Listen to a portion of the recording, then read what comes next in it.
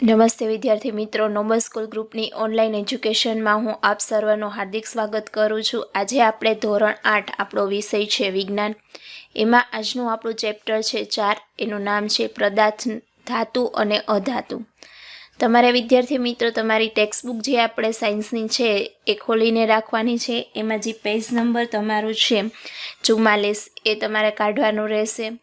પદાર્થ, ધાતુ અને અધાતુ એટલે કે શું કહેવાય? આપણે આ ચેપ્ટર છે એમાં શું શીખવાનું છે કે ધાતુ કોને કહેવાય અને અધાતુ કોને કહેવાય. એ ધાતુ અને અધાતુના ગુણધર્મો વિશે આપણે જોઈશું. એના ફાયદા છે, ગેરફાયદા, એના વિશે પણ આપણે આજે સમજવાનું છે. તો આપણા ચેપ્ટરની આપણે શરૂઆત કરીએ. તમે ઘણા બધા પદાર્થો જેવા કે લોખંડ, એલ્યુમિનિયમ, તાંબુ વગેરેથી પરિચિત છો. કેટલાક પદાર્થો કોષ્ટક 4.1માં આપેલા છે. પદાર્થના દેખાવ તથા સખતપણું. તમને જો એક કોષ્ટક આપેલું છે 4.1, એમાં તમને શું છે તો કે એનો દેખાવ કેવો હોય અને સખતપણું. બહુ સખત છે કે બહુ સખત નહીં. લોખંડ છે તો ને દેખાવ કેવો હોય છે એ તમારે શું લખવાનું છે, કોષ્ટક આખું તમારે કરવાનું છે. લોખંડ કેવું દેખાય, પછી સખત છે કે બહુ સખત નહીં એ તમારે જોવાનું. એટલે આપણે એને અડી તો તરત એ આપણે છે ને તૂટી જાય છે કે તૂટતું નથી, એના ઉપરથી આપણે નક્કી કરી શકીએ કે એ સખત છે કે અસખત. શું તમે એવા પદાર્થના નામ આપી શકો જે ધાતુ હોય?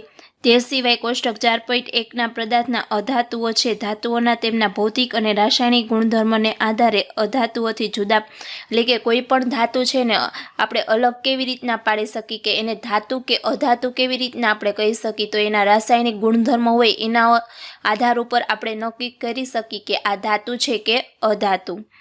ધાતુ અને અધાતુના ભૌતિક ગુણધર્મો. શું તમે ક્યારેય લુહારને લોખંડના ટુકડાને ટીપતો જોયો છે અથવા લોખંડના સાધન જેવા કે પાવડો, કુહાડી, ખપાડી જોયા? શું આ સાધનોને ટીપવાથી તેનો આકાર બદલાય છે? શું તમે માનો છો કે લાકડાના ટુકડાને ટીપતા તેમાં પણ અવાજ આવે છે? જો જેને ટીપવાથી અવાજ આવે છે, રણકાર ઉત્પન્ન થાય છે, એ શું કહેવાય છે? ધાતુ. અને જેને ટીપવાથી રણકાર ઉત્પન્ન થતો નથી એને શું કહેવામાં આવે છે?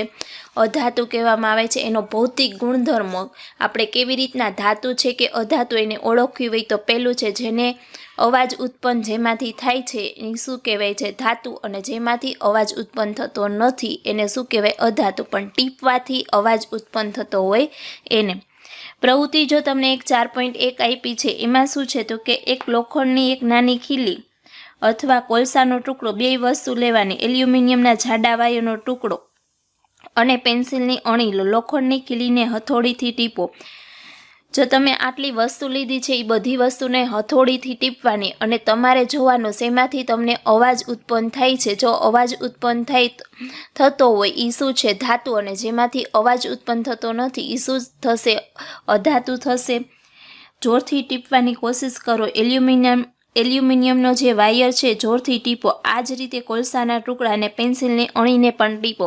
જો કોલસો અને પેન્સિલની અણી છે એ તો તરત શું થશે? તૂટી જશે. તમે એને ટીપવા લાગશો તો છે લોખંડની ખીલી છે, જો એના આકારમાં શું થશે? તમે લોખંડની ખીલી લ્યો અને એને ટીપો તો એ શું થઈ જશે? એકદમ એ સપાટ થઈ જશે.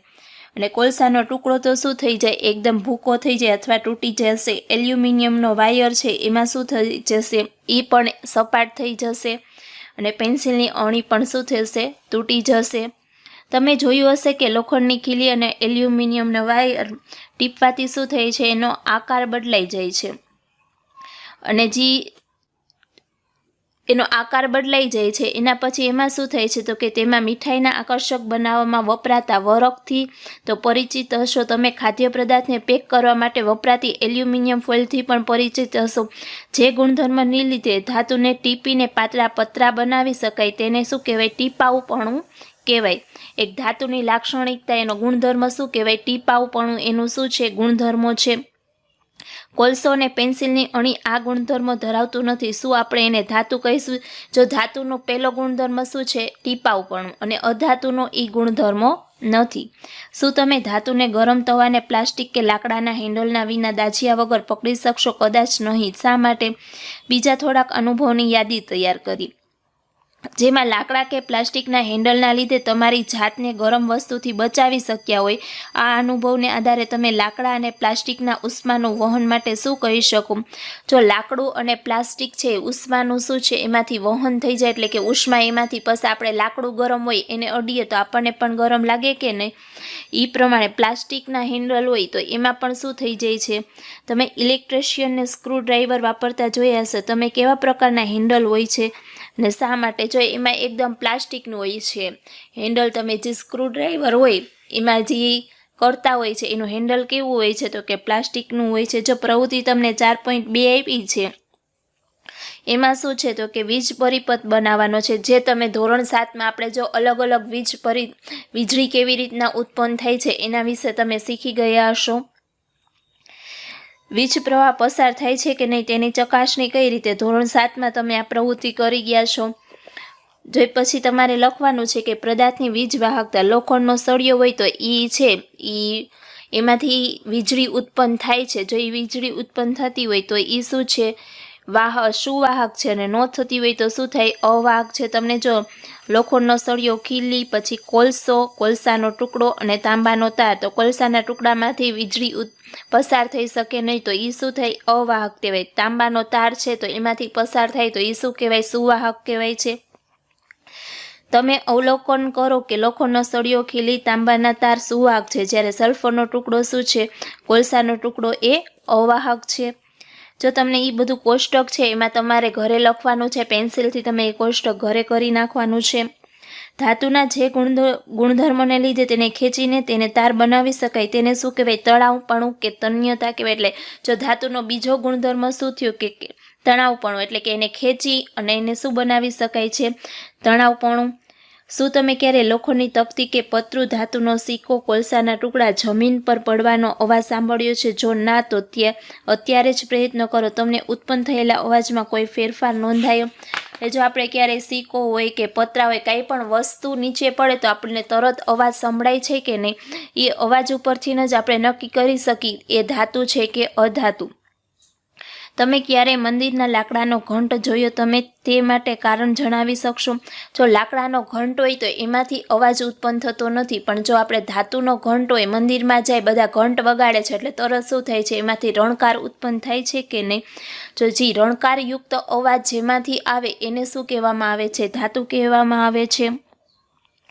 ધાતુનો રણકાર ઉત્પન્ન કરતી હોવાથી તેમને શું કહેવાય? રણકારયુક્ત કહે છે. ધાતુ સિવાયના પદાર્થ રણકાર ઉત્પન્ન કરતા નથી, એને શું કહેવાય? અધાતુ કહેવાય. ઉપરની પ્રવૃત્તિ કર્યા પછી આપણે કહી શકીએ કે કેટલાક પદાર્થો સખત, ચમત્કાર, ટીપી શકાય તેવા, ખેંચી શકાય તેવા, રણકાર ઉત્પન્ન કરનાર અને ઉષ્મા તથા વિદ્યુતના વાહક હોય છે. જે પદાર્થ સામાન્ય રીતે આવા ગુણધર્મ ધરાવતા હોય એને શું કહેવામાં આવે છે? ધાતુ. હવે ધાતુ કોને કહેવામાં આવે છે એ તમને ખબર પડી ગઈ છે. તો જો જે ચમકદાર હોય, ટીપી શકાય, તણાવપણું હોય, જેમાંથી રણકાર અવાજ ઉત્પન્ન થતો હોય, એ બધી શું છે તો કે ધાતુ કહેવાય છે. તેનાથી ઉલટું પદાર્થ જેવા કે કોલસો અને સલ્ફર નરમ તથા દેખાવે ઝાંખા હોય છે. તેમાં હથોડી, એટલે કે આનાથી બીજું શું હોય? ઉલટું, તો કે જે આ ગુણધર્મો ધરાવતા નથી એ બધા શું છે? અધાતુ છે. એટલે કે એને ટીપી શકાય નહીં, એમાંથી રણકારયુક્ત અવાજ આવતો ન હોય, એની એટલે કે એની ચમક હોય નહીં, પછી એને ખેંચી શકાતા નથી. આ બધા શું છે? અધાતુ. તમને ધાતુ અને અધાતુનો તફાવત કે તો તમે લખી શકો. આ બે જે વસ્તુ આપણે અહીંયા જોઈ છે એ બધી વસ્તુ તમે એમાં લખી શકો છો. ધાતુ અને અધાતુના રાસાયણિક ગુણધર્મ શું છે હવે આપણે એ જોઈએ. તમે લોખંડને કટાવાની ઘટનાથી પરિચિત છો? જે પ્રક્રિયાથી કાટ બને છે તે પ્રક્રિયાને યાદ કરો.